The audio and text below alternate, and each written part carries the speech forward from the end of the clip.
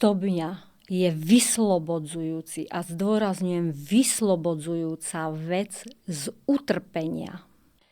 Slovílko vzniklo, bude to už 35 rokov. Stomik si má sa starať o svoju stomiu sám. No ja si neviem predstaviť, že ja by som po pláži behala s nožničkami a naháňala sáček, jak ho vystrihnúť. Dobrý deň, vítajte v stomiológii. Mojím dnešným hosťom bude predsedníčka Košického ILKO klubu a členka predstavenstva Slovilka, inžinierka Ildiko Novotná. Ildiko, vítaj u nás. Ďakujem pekne. Dnes tu máme rôzne témy, ktoré sa týkajú či už Košického klubu ako takého, alebo aj celého Slovilka. Môžeme začať? Môžeme. Dobre. Takže chcel by som sa ťa na úvod opýtať. Ty si stomička už niekoľko rokov. Áno. Ako si sa dostala k tomu, že dnes pôsobíš ako predsedníčka Košického ILKO klubu? No bolo to také všelijaké, lebo ja som po operácii patrila v podstate do nemocnice Šatca, bola som tam na kontrole a vtedy som pánovi prednostovi Vrzgulovi povedala, že proste aby som chcela niečo pre tých stomikov robiť, proste nejak pomôcť a naviedol ma na to, že existuje v Košiciach klub a dosť biedne stál na tú dobu a vtedy bol tam už starší pán, ktorý sám bol s ťažkou diagnózou a povedal, že nech sa nakontaktujem. Ale nebolo možné sa nakontaktovať, lebo táto veková kategória fičala ešte na pevnej linke, mail žiadny, telefón mi nemal kto dvihnúť. Facebook? To už vonkoncom nie, táto veková kategória. Ale mala som také šťastie, že som sa stretla s v podstate tajomničkou Slovilko na jednom takom zasadnutí a ona mi povedala, že ona mi s tým pomôže, že je tam nový predseda, už potom tam nastúpil a že ona mu jednoducho skúsi dať vedieť, dala mi aj kontakt, aj mail, to bolo tak, že, ale aj tak som nedostala spätnú nejakú extra väzbu, že čo, tak mu zavolala, že proste som sa opakovane snažila, potom spätná väzba bola a jednoducho som začala do toho klubu chodiť, hej. Tým, že som tam začala chodiť, začala som byť aj taká, že povie sa niekto, že akčná, ale nie akčná, proste záležalo mi na tom, aby ten klub sa začal zviechať, hej, a dostávať sa aj do lepších čísel, lebo v podstate kluby žijú len z toho, čo získajú, hej. Jasné. Čiže Slovilko je vlastne organizácia, ktorá zastrešuje všetky lokálne kluby. Je to materská organizácia pre všetky ILKO kluby na Slovensku. Tých klubov je 17 a to je to vodcovstvo, to Slovilko vedie a určitým spôsobom má také významnejšie postavenie na Slovensku pre všetkých stomikov. Hej? Vyjednáva, zabezpečuje, komunikuje s radou odborníkov, s významnými organizáciami, ktoré v podstate tí stomici potrebujú. A teda tých 17 klubov, tých lokálnych, každý si, predpokladám, rieši nejaké aktivity po svojom? No každý klub je samostatná občianske združenie. Samostatné je jednoducho registrované, má vlastné IČO a sami si riadíme v podstate lokálne tú našu komunitu stomikov. A robí to každý jeden klub. My si sami organizujeme drobné veci. Ale čo sa týka tých veľkých už vecí a z tých stretnutí, kongresov, výročných vecí, to už organizuje Slovilko pre všetky ostatné kluby. Hej. Že vždy sú pozývaní buď zástupcovia, že určitý počet, hej, záleží o tom, na aké množstvo ľudí je organizovaná akcia. Hej. Nechajme teraz Slovilko takto, my sa k tomu ešte vrátime. Teraz by som sa opýtal, čo je hlavnou úlohou teraz nejakého lokálneho ILKO klubu, ktorý združuje pacientov? Hlavná úloha lokálneho klubu je v podstate stomik, keď sa stane stomikom, ide domov pripravený stomickou sestrou a poučený a on je v určitom spôsobe psychicky veľmi veľmi citlivý človek. Hej. Sú to ľudia, ktorí ten prach citlivosti, psychickej citlivosti, ale aj fyzickej citlivosti je na veľmi minimálnej úrovni, je v podstate vystrašený, lebo mať v podstate otvor na brúšku a svoje výlučky zbierať do sáčka alebo respektíve stomického vrecka, ktoré je pripravené na brúšku, to nie je tak jednoducho s tým žiť. Hej. Pre toho stomika to nie je nič milé, ktorý nikdy v živote predtým ako zdravý človek nevidel. Nevidel také niečo, hej, a má s tým žiť. Čiže prvou radou úlohou je to, ak má chuť po určitej dobe, lebo ten stomik nikdy nepríde ihneď v tom rannom štádiu po prepustení do klubu. On sa musí určitým spôsobom trošku pozviechať, nadobudnúť nejaké tie sily a potom psychicky sa vyrovnať nejakým spôsobom s tým, že bude buď dočasne, alebo trvale žiť so stomiou, lebo sú dočasní stomici, ktorí sú povedzme aj onkologickí pacienti alebo z nejakého iného dôvodu úrazu alebo z nejakej IBD ochorenia, ale len dočasne má tú stomiu, bude mu neskôr to črievko vnorené, tak sa nejak s tým vie zmieriť. Hej? Ale ten, kto ostáva trvale na stomickej pomôcke, a v podstate má pred sebou niekto aj 20-30 rokov života a máme takých stomikov, ktorí tak dlho žijú so stomiou, tak tamto psychické vyrovnanie je ťažšie. Spomínali sme už Košický ilkoklub. Chcel by som sa opýtať, aká je komunita, koľko máte členov? Teraz už máme peknú komunitu, je to už pomaly 34 členov, keď počítam aj tých čestných členov, hej. Ale preberala som klub, keď ten klub mal 14 členov a v podstate z toho boli 3 nestomici, hej. Čiže to bol slabúčky ten klub. A ja som si povedala, že jednoducho Košice sú veľké mesto, má dosť stomikov a jednoducho vymyslieť nejaký spôsob, ako správne ich nie je treba prilákať, ale správne ich naviesť na to a v spolupráci so stomickou sestrou, lebo to je veľmi dôležitá osoba, stomická sestra, že ona odporúči, naviguje a povie, vysvetlí, čo v tom klube v podstate sa deje, že tam prebieha aj edukácia, že tam prebiehajú rozhovory medzi sebou, stomici si poradia. Niektorí 15-20 roční stomici tomu mladému, ktorý príde do toho klubu, on v podstate má už finty, grífy na to ošetrovanie. Čiže oni si navzájom radia. Proste si rozprávajú o živote, o tom stomickom živote.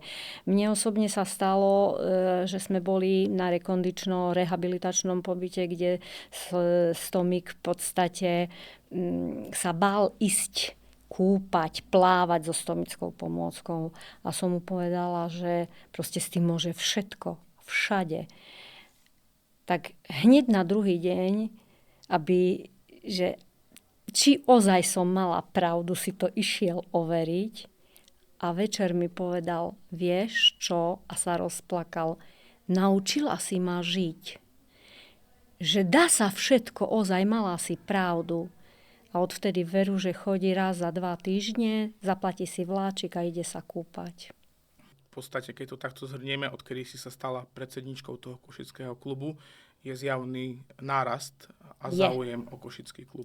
Je, ale veľká vďaka je aj stomickej sestre Gabike, lebo ona v podstate vie tak správne vysvetliť tomu stomikovi, že choď, veľa sa naučíš, veľa pochodíš s nimi, sú tu kultúrne aktivity od koncertu, hoc čo sa môže v tom klube, čo si naplánuje, ale hlavne sa veľmi tešia, keď sú tie rehabilitačno-rekondičné pobyty, lebo tí onkologickí pacienti, ktorých v podstate máme tiež v klube, oni sa v podstate tam uvoľnia, vyrehabilitujú, psychicky im to pomôže a zasa spoznajú v tej veľkej komunite, kde je z každého klubu nejaký člen, poznajú to široké okolie celoslovenských stomikov a vedia si ešte viac novosti a takých tých vecí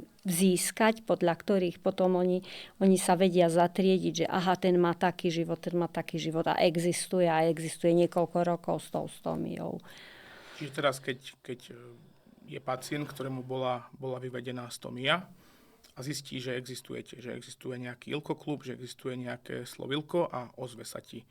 Čo je na začiatku taká jeho najväčšia obava, s čím príde za tebou, že čo sa bude ďalej diať? Najväčšia obava každého jedného stomika, ktorý príde do klubu, záleží na tom, či je to onkologický alebo neonkologický pacient. Najväčšiu obavu má v podstate z tej liečby, ktorá u neho prebieha. Či bude existovať, či bude tá liečba u neho dobrá, že či mu zaberie. A potom neskutočne, keď je to dočasná stomia, premýšľa o tom, že kedy mu už vnoria tú stomiu. Hej, lebo každý jeden stomík má určitý taký ostych z toho. Hej. Je to viac u žien možno ako u mužov, lebo žena chce byť vždy pekná, krásna, upravená a má pocit, že je to na nej vidieť, že je stomička. No nie je to vidieť. Dnes už máme tak kvalitné pomôcky, takže s tým prichádzajú, že ten ostych, sú tam obavy. To je jednoducho, tak veľa vecí im prebieha v hlave. Si predstav, že máš onkologické ochorenie, máš vývod, bude môcť chodiť tam a tam. Čím má to obmedziť? Čo nebude môcť robiť? On si to hneď nevie vysvetliť, že to ono postupne prichádza to, že a môžeš aj to, aj to, aj to. Hej?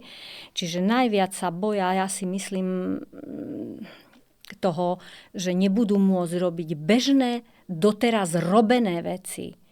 Hej, čo im nerobilo. Hej, všade boli, všetko videli, všade cestovali. Ono má to trošku, hej, také obmedzenie, že viac si strážiš to vrecko a aby sa to udržalo a aby bolo v čistom. Ale to je všetko. Tam nič obmedzujúce nie je. Len tú liečbu onkologickú tu musia absolvovať do zdarného vyliečenia a potom veľa stomikov, ktorí sú už po liečbe, sú vyliečení, v tých kluboch chcú ostať. Tam sa im páči. A prečo? Každý klub, aspoň v mojom klube, je vedený tak, že u nás musí byť diskrétnosť. Nevynáša sa. Čo sa rozprávame, ostáva v klube a je to taká diskrétna naša intimná zóna a môžeme o všetkom rozprávať.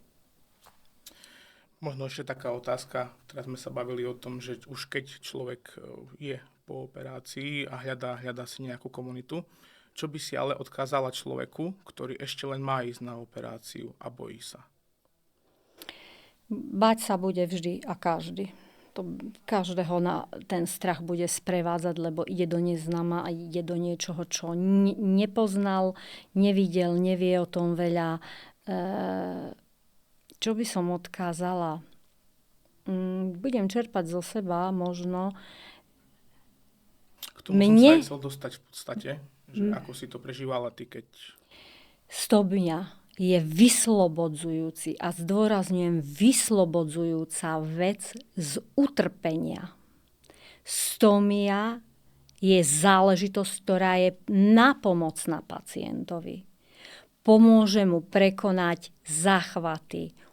To si nevie niekto predstaviť, zdravý človek, aké utrpenie je mať koliku, krče, bolesti, zápalové procesy v tele, hej, keď je to IBD ochorenie, že aké je to unavujúce. A keď takýto človek má stómiu, tak si povie niekedy, aspoň v mojom prípade, keby som vedela, dám si to spraviť skôr. Mne sa život skvalitnil. Ja ho mám skvalitnejší, ako som ho mala predtým, lebo mala som ho nesmierne obmedzujúci. Ľudia s Crohnovou a ulceroznou kolitidou majú problém taký s vyprázdňovaním, že utekajú na toaletu 15-20 krát za deň. A myslím si, že stomické vrecko je oveľa lepší a luxus a oveľa nápomocnejšia vec, ako toľkokrát navštevovať miestnosť 15-20 krát. To je fakt utrpenie. Nehovoriac o niektorých bolestiach, pálivovej bolesti a proste takýmto, že nemá zmysel. Rozobrali sme si teraz tak trošku teba, trošku Košický ilkoklub a už vieme, že tie ilkokluby sa združujú v pacientskej organizácii, ktorá sa volá Slovilko. Áno. Ak si zoberieme teraz napríklad rok 2025, aké aktivity robí Slovilko na celoslovenskej úrovni napríklad? Slovilko vzniklo, bude to už 35 rokov a bude mať na budúci rok jubileum 35. V prvom rade dalo zázemie pre stomikov, ktorí tu začínali byť na Slovensku a vtedy bolo treba urobiť pre stromikov strašne veľa. Existoval jeden jediný klub, ktorý bol založený v 88. a neskôr tieto kluby začali postupne vznikať. A vzniklo Slovilko tým, že sa tie kluby dohodli, že treba, aby bola tu pre pacientov so stómiami nejaká organizácia. Táto organizácia vtedy na tú dobu vydobila to, že stomici majú moderné pomôcky, vydobila určitý limit na predpis, vybudovala strašne veľa pre stomikov. A ona to robí tých 35 rokov doteraz stále. Jedná s odborníkmi, s lekármi, s inými asociáciami a organizáciami, ktoré sa zasadzujú za ochranu práv pacienta, lebo pacient je prvorady. Máme z rady odborníkov aj zastúpenie v kategorizačnej komisii, kde stále si vieme udržať, ale to je zase práca toho Slovilka, že vie si cez pána doktora, ktorý má na starosti Slovilko, v kategorizačnej komisii vždy obhájiť, aby ten stomik na Slovensku dostal ten daný počet pomôcok, ktorý má dostať. A sme jediná krajina na okolí, ktorá si za stomické pomôcky nedopláca. Jednoducho hradené je všetko cez poisťovňu. Takže nie je to len o tých interných aktivitách vnútri, ale je to aj o tom za tých stomikov sa pobyť, ako sa hovorí, áno, či už na úradoch alebo na ministerstvách. Áno, a Slovilko to robí. Máme veľmi kvalitného teraz prezidenta Slovilka. Spolu s viceprezidentom robia aktivity. V blízkej budúcnosti navštívia aj Bratislavu na AOPP, to je Asociácia pre ochranu práv pacienta, kde veľká spolupráca je a kde v podstate Slovilko vždy raz za rok nominuje svojho lekára, svoju sestru stomickú, ktorá môže byť odmenená za to, ako pracuje. Čiže Slovilko má veľmi, veľmi veľkú váhu v presadzovaní všetkých potrieb pre stromika. A to je dôležité. Už keď som spomínal aj tieto roky, vy budúci rok oslavíte, ako hovoríš, 35 rokov. 35 rokov, áno. Slušné. No niektorí sú už 35 a viac rokov s tomikmi a žijú. Sú to už starší členovia. Máme jednu predsedníčku v Považskej Bystrici, ktorá je už tiež tak vekovo asi 38 rokov s tomičkou a náš samotný prezident bude budúci rok 30 rokov, že je s tomikom. Tajomníčka Slovilka je 31 rokov s tomičkou. Čiže my máme viacerých takýchto a musím podotknúť, že takúto organizáciu aj môžu viesť len stomici. Hej, že to je dané už tým, že vedia a poznajú potreby stomika a vedia, že za čo majú zabojovať. Popri tých dlhých rokoch Slovilka už vieme, že pár rokov je na trhu aj služba, ktorá sa snaží pomáhať pacientom trošku iným spôsobom a je to služba úpravy vreciek. Ty túto službu aj aktívne využívaš. Áno. Chcel by som sa opýtať, že ako vnímaš tento fakt, že táto služba prišla na Slovensko? To sa tu pýtalo už dávno. Je to moderná vec, ktorá existuje všade na Slovensku. Ani nie, že na Slovensku, ale všade na svete. Je to bežná vec, ktorá má byť dostupná pre každého stomika. Jak som spomínala, máme už seniorskejšiu základňu v niektorých kluboch a jednoducho pacient, ktorý už v 70-ke trpí ochorením buď polyneuropatiou, reumatoidnou artritidou alebo hociakým iným reumatickým ochorením, má v podstate obmedzené úchopy, hej? Že uchopiť si tie nožnice a začať strihať, no ja si to neviem predstaviť a ja nie som 70-tník, len jednoducho som človek, ktorý chce mať luxus aj v tom. Ja som pohodlnejšia, mám rada všetko pripravené, viem, že keď v tej poličke siahnem, je to vystrihnuté, pripravené a nehovoriac o tom, o tej presnosti výstrihu, hej? Čiže je to hlavne určené pre staršiu generáciu, ale aj mladú. Je to pomôcka, ktorá je pripravená dôkladne. Tvrdiť také niečo, že otvárame a znesterilníme krabicu, alebo to je hlúposť. Veď tá krabica mi nechodí sterilná, tie výlučky v prvom rade nie sú sterilné, to okolie my si ošetrujeme tak, aby sme ho mali čisté, čiže to je najviac, čo mohlo prísť pre tých, hlavne z tých starších chorých a sú tu nielen starší chorí pacienti, ktorí už vystrihovať nebudú. Ja si neviem predstaviť, že ja by som si proste v rodine rozdala moje pomôcky a žiadala od mojej dcery jednej, druhej, nedaj Bože ešte od manžela, aby sadli a vystrihujte mi. No nie, to je ako stomík, ja zastávam jednu vec. Stomík si má sa starať o svoju stomiu sám. Sám má vedieť, čo znesie to brúško, koľko môže pritlačiť, ako si to má ošetriť. Je to na tom stomikovi, nie rodine. Rodina si má užívať svoj život a neriešiť daného človeka. V začiatkoch je to možno taká malá pomoc na ten prvý mesiac, že pomôžu. Ale vždy to má si zabezpečiť. A nehovoriac o tom, že ten stomik je nesmierne slobodný. Není na nikoho odkazaný. Jednoducho má to vždy pripravené. A ďalšia vec, s ktorým som sa ja stretla, je, že ale stomia sa mení. Veľkosťou sa mení. K tomu som sa chcela aj dostať neskôr, ale už keď to máme na stole, tak poďme na to. Nemení sa, ja ju mám rovnakú. Mala som ju aj pred operáciou, ktorú mi robili potom v 23. Vždy je to ten rovnaký otvor, vždy je tá rovnaká veľkosť.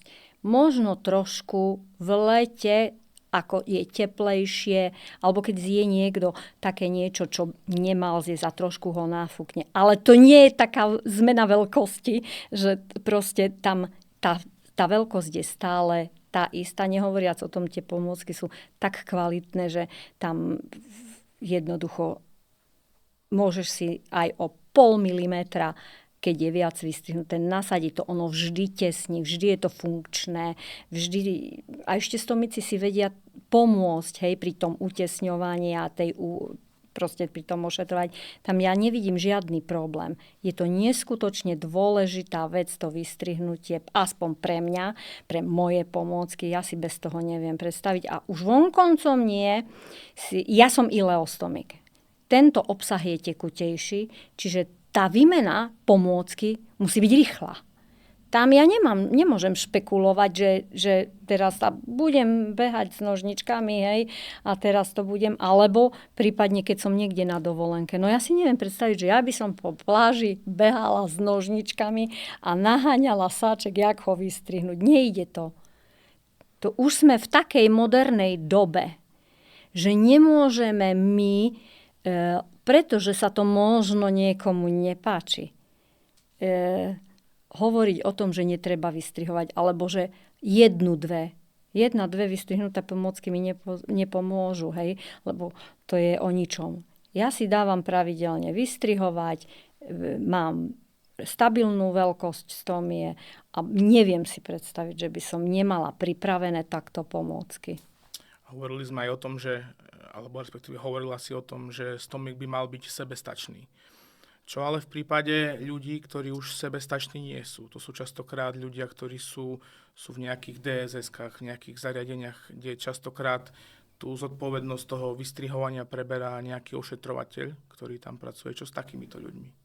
No, v prvom rade DSS-ky si majú uvedomiť, že je tu taká služba, ktorá im uľahčí ten život. Dostanú presnú na mieru vystrihnutú pomôcku, ktorú je treba si len označiť, že toto je toho pána, komu to patrí, toto mu budeme lepiť, je to pripravené, ale mali by vyhľadať túto pomoc a mali by komunikovať s firmou, ktorá to zabezpečuje, lebo to je nevyhnutnosť. DSS-ka nemá, ja si ani neviem predstaviť, že tam by sestra, a veľakrát to je sestra, ktorá je len bežná sestra, alebo len ošetrovateľ. Ošetrovateľ nie je vyškolený odborník na ošetrovanie stómie, od toho je stomická sestra. Čiže v prvom rade pre tieto DSS-ky a seniorské zariadenia je táto služba nevyhnutná.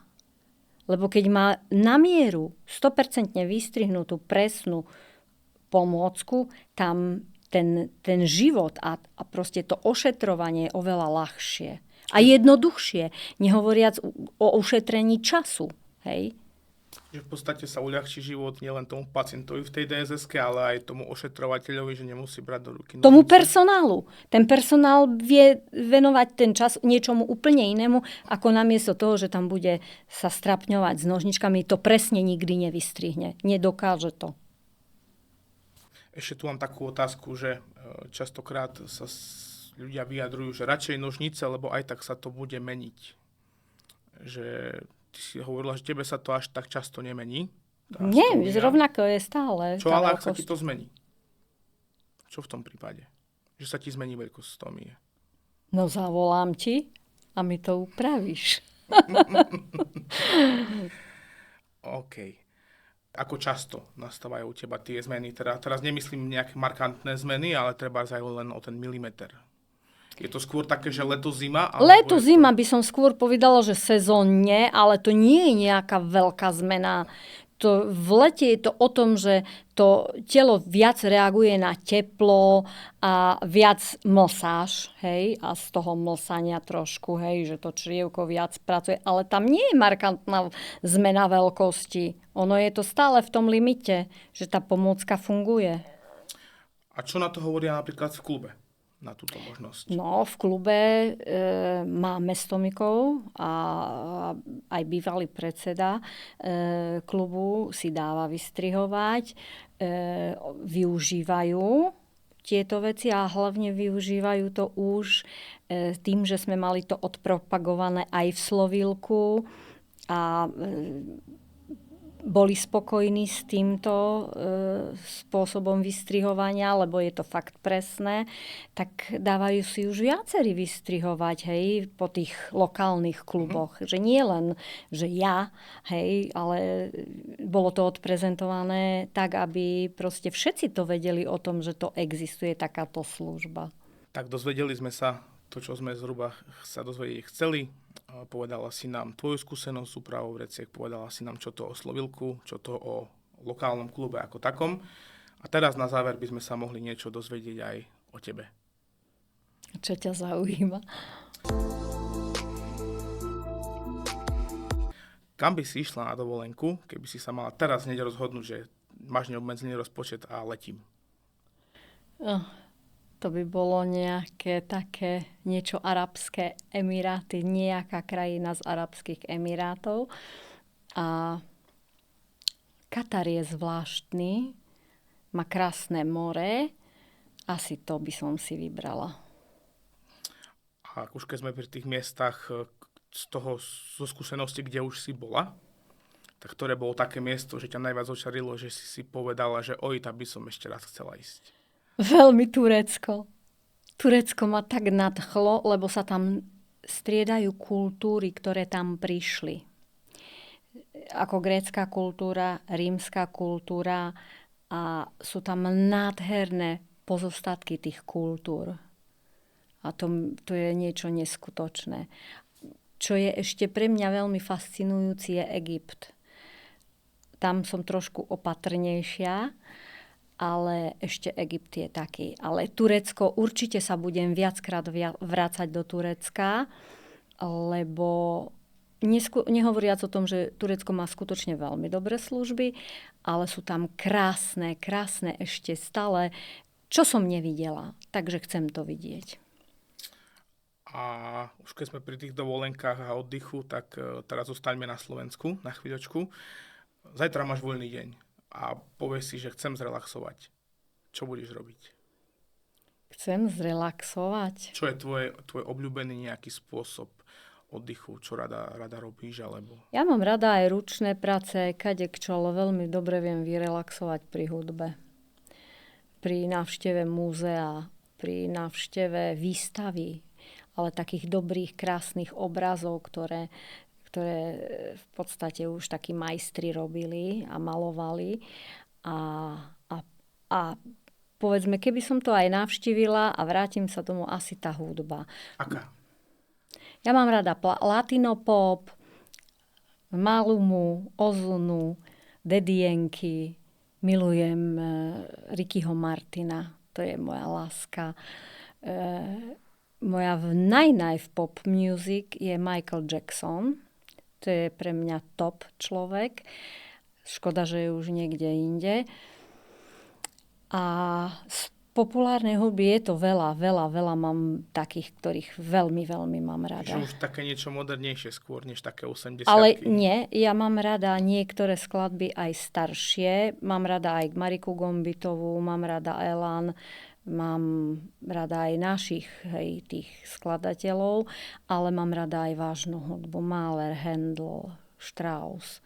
Aj vážnu hudbu. Aj si zajdem do divadla, aj na koncert. To je. A vianočné koncerty mám rada.